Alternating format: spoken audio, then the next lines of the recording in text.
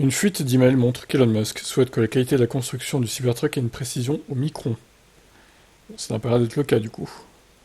Lorsque la Model 3 a été lancée en 2017, elle souffrait entre autres de lacunes dans les panneaux et des problèmes de peinture. Bien que la qualité ait augmenté au fil des années, certains de ces problèmes se retrouvent encore sur les Model 3 construites à Fremont.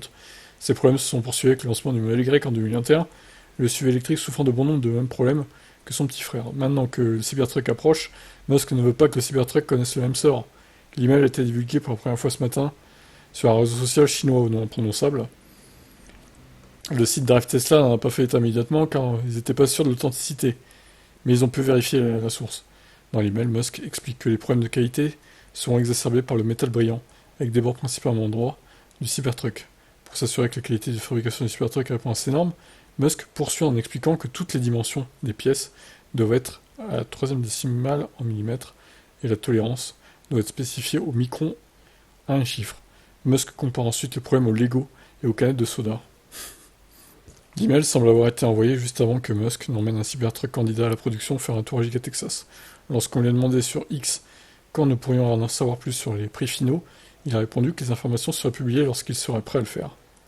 Super, merci, ça on s'en doute. Hein. Musk a précédemment déclaré que les informations seraient annoncées lors des premières livraisons, qui pourraient avoir lieu le mois prochain.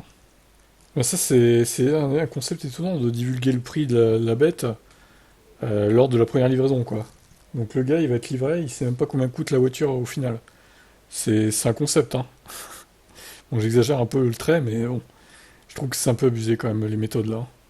Quand tu présentes une voiture, je suis désolé, tu révèles pas son prix juste quelques heures avant les premières livraisons. Enfin, ça n'a aucun sens en fait. Il y a que chez Tesla qu'on voit ça, hein, mine de rien. Je trouve ça pas bien, honnêtement.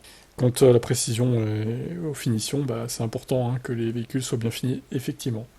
Je vous laisse commenter tout ça.